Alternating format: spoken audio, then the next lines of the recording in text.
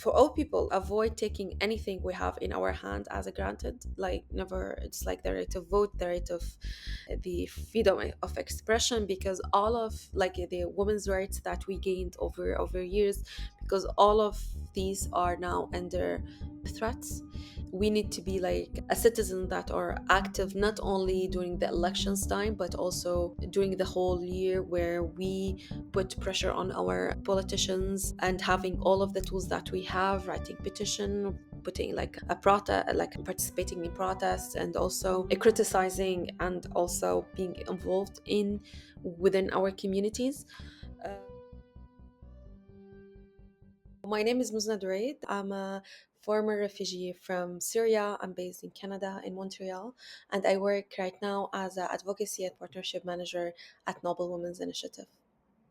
Yeah, so recently, this situation in Syria been like abandoned by the international media. They see Syria as of like now stable, and but the reality, it's not. It's just like Syria, it's not a trend in the news, but there's like ongoing bombardments by Russia and the Syrian regime. There is also militias, like Iranian militias on the ground. Syria, it's divided in three parts, so one under the regime control, and the other one under the opposition held areas, and also another part under the Kurdish forces area. So, and each part has its own like difficulties, problems, catastrophe as well. We had like the earthquake just like 1 year ago, where people been like trapped, and the epicenter was in the northern of Syria, whereas like there was like the bombs from the sky and shakes beneath them. This situation continues, but Syria now gets less political attention, and also less like also attention from media and from people. So this is why we don't hear a lot about Syria, but the situation is still going on as before. Yeah, so I came to Canada through the organization that I'm working for now, Noble Women's Initiative, through a program called Sister to Sister. I came from Turkey because I left Syria to Turkey when where I've been there working for like the Syrian cause as well. And I came just before the military coup in Turkey. So I've been a refugee there, and then when I got the fellowship, my passport was with the Canadian embassy, and we had the military coup there. And I got my passport 2 weeks after, so I joined the fellowship in Ottawa 2 weeks late. Then I had a panel tour in different Canadian cities. I met a lot of people talking about the situation in Syria. 1 year after the boy Alan, who was on the beach, like in Turkey, who did there. So we've been talking also about the response to Syrian refugees, and also how we can mobilize the resources to support refugees. And at the time, I had like a panel, and one of the panelists was like my lawyer, who convinced me to stay here and to support me as well in my case. So after the fellowship, I moved to Montreal and applied for asylum. It wasn't easy because it's hard for human rights defenders to understand why they go to court to explain why they deserve safety and asylum, while criminals and perpetrators are free. He's still the president, and before the judge trying to convince him about my case, supporting my claim with evidence. Starting from scratch in a new continent with a new like culture, with a new, even a new weather as well. So adapting with all of this, like like starting from zero, it was hard. But honestly, it's like I'm still like lucky comparing with other like human rights defenders who's still waiting for protection, or just to have like a sense of safety for them and for their families. But still, like the journey of any refugee or asylum seeker is really, it's really hard. It's not only about adapting with the new reality, but also to survive, because we survive war, but also we need to survive like exile. because exile, it's not only about being away from our land, but also survive to like the war mentally and in our minds. The majority of refugees, when we arrive here, we have this safety, and then we think about when we arrive here, we have this safety, and then we think about our journey. I suffered from survivor guilt because when I arrived here, my family back in Damascus, they've been under the siege for 5 years without any like food, water, power. I remember like 7 months after my arrival, so I've been invited by the Foreign Affairs Committee at the Parliament. They had like a session about the siege in Syria, and I had a call with my uncle asking him about the situation, the updates, like, and what information I can use for this session. So he sent a picture of dried bread in a bag, and he said, "This is what this is my portion for 1 week with my family, like two kids and his wife." Um, and it just like so, I use it also in this session. I had survivor guilt why I'm here safe while the rest of my family, they had nothing. I remember also my therapist when he told me just like you need to, because it's been like really tough on me like thinking about them. He told me it's like you need to think about self and to make your situation stable, and then to be able to support others, because even when we are like in airplane and there is like a urgent situation, so you need to put the oxygen mask for yourself before your kids, your parents, your husband. So, and this is how you can help them. If not so, you can't help them when you don't have oxygen for yourself.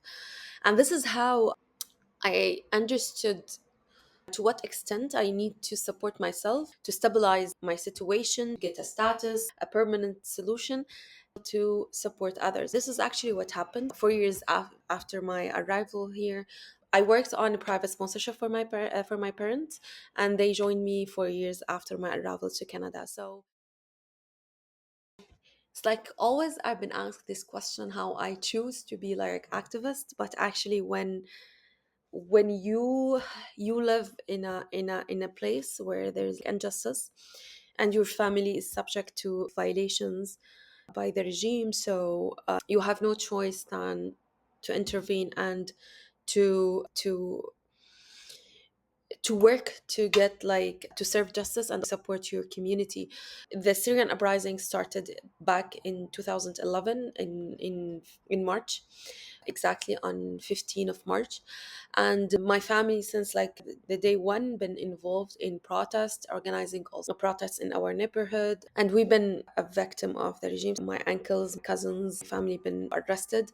3 months after the uprising, my uncle got killed in one of the protests. My brother got arrested because he was one of the paramedics who helped the victims in this demonstration. And because he was like in the ambulance who that like rescued my uncle, who was arrested by a report through the Syrian Red Crescent. And just also a week after his arrest, my email, my Facebook account have been hacked by the regime, and they send like threats also to my parents, my friends, saying this is like the first step and more to come. We know what your daughter is doing. You will see what we're gonna do.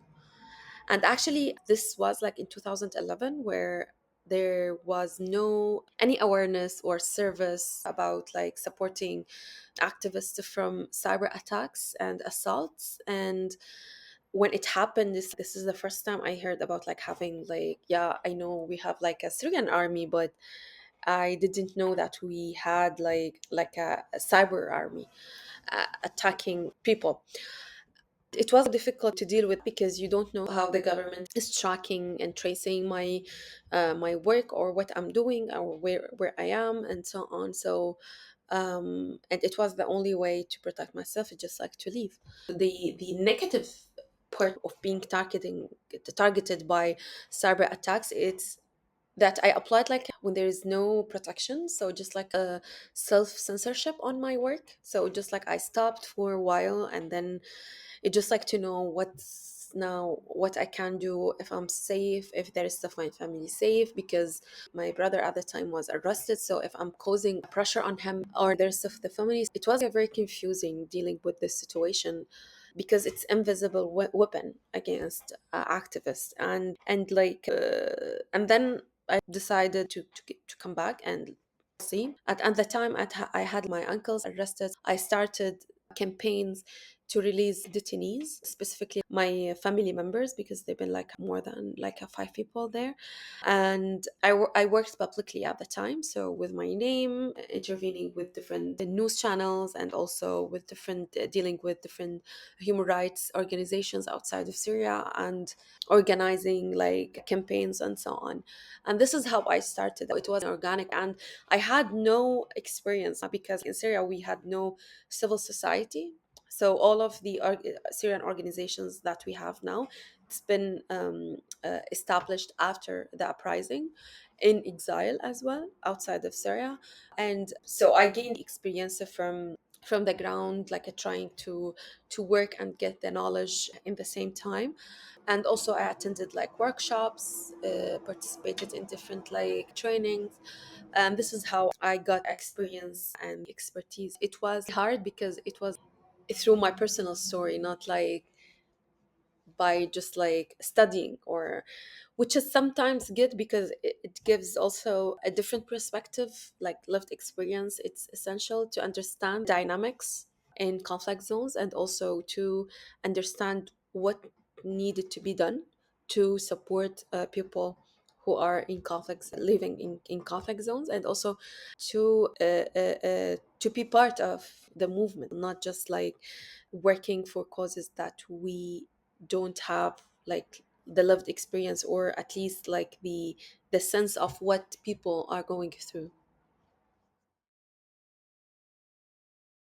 Since I started my activism, I've been involved in different initiatives. Part of the initiatives is about supporting and protecting women and girls. So back in 2012, when we had the first wave of Syrian refugees to neighboring countries, I noticed human rights violations against women by states and their communities. I created a campaign, Lajat La Sabaya, to fight against this practice, and also to find like a solution with like hosting countries, with also stakeholders that involved in hosting refugees. It's challenging because parents see marrying their daughters as a way to protect them in this like context where there is no like solutions for them to get back to Syria, or to get like a stable situation in neighboring countries. In the same time, it's part of our culture that it's marriage where women are protected by men. So, and also religious part where women should be part of the family they created. This is why it's challenging, because it's been shocking for Syrian society using the word sabaya, which is also a Muslim name, about the victims of war. And also challenging to deal with the hosting countries, like hosting states, about like you need to do your part to support these women in camps and urban settings. But it was like a good way to challenge the status quo at the time, and also to highlight the on what's going on. So we reported a lot of cases, we supported cases, like part of it like that we raised awareness among like refugees. For example, in Turkey, the marriage should be like registered legally, and second marriage, third marriage is not allowed by the law. So a lot of refugees, they didn't know about this. We raised awareness about that, and how they can also register these marriages, at least to secure some like legal support for their daughters, and also support some cases to get divorced in a legal way, and to get also shelter and so on from the violence that they've been going through. And so this is like for women, and I've been like also part of a lot of initiatives specifically like to support women's participation in shaping the future of Syria and policies for Syria as well through Syrian women's political movement. We launched like the movement back in 2017 when we had only 4 women at the table of negotiation over 60 men, and we decided together and launch the movement to prepare profiles of women who want to work in politics and have the experience. They haven't been invited by the hosting states of this negotiation or peace talks or the donors of this talks. And this is how we work, just like we push like all of the countries that host these meetings to invite our members. And also we work on a national level on getting the opinion of women about what's going on in Syria. For example, the reconstruction of Syria from women's perspective. What does that mean for widow women to get back to Syria, for example, without having the inheritance like right and so on.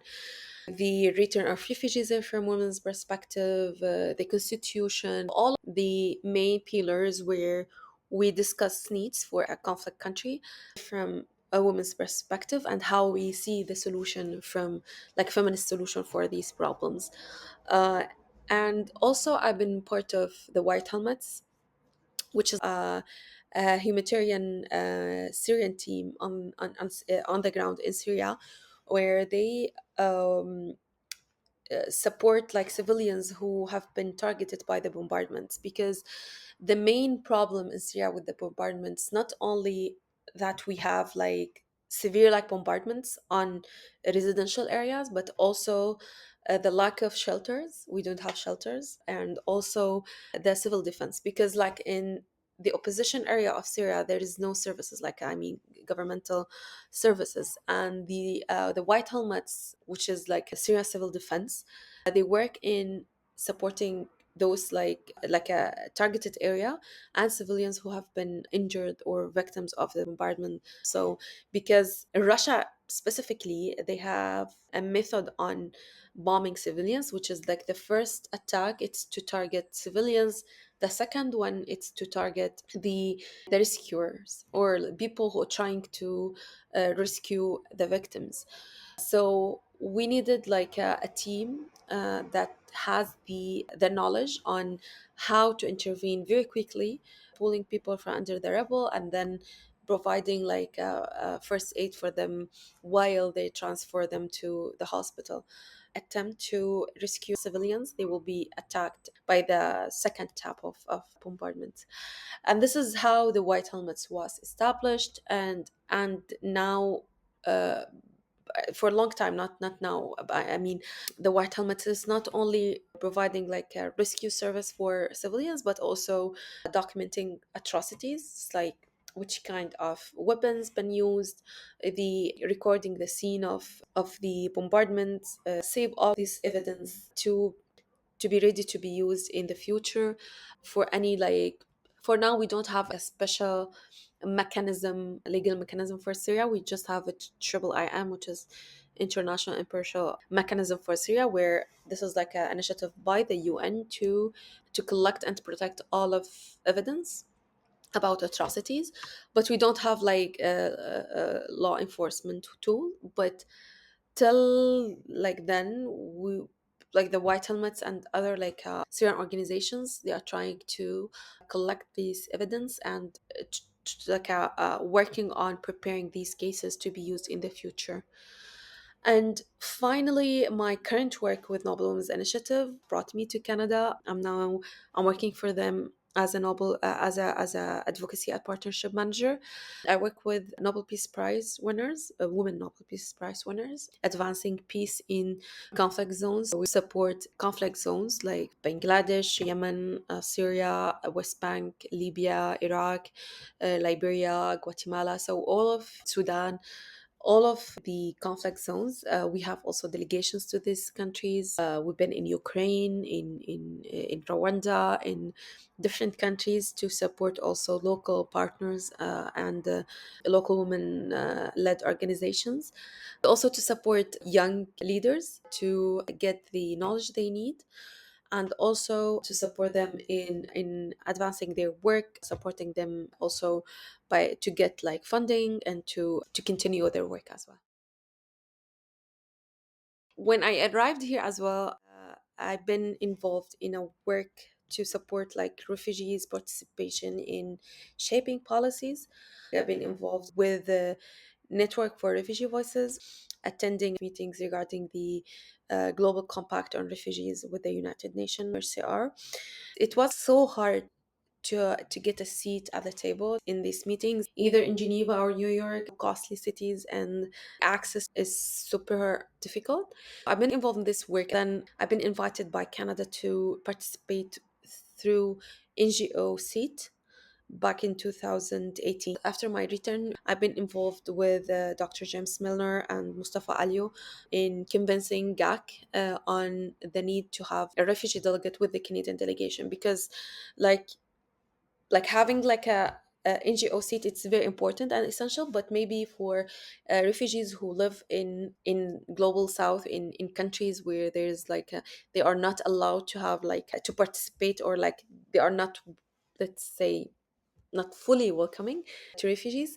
But like in Canada, we need to have like a proper like a refugee delegate where they have like access to this meeting and supporting also the Canadian delegation in all like discussions about. We created RAN, Refugee Advisor Network Canada, and in this like a group, we have 12 advisors.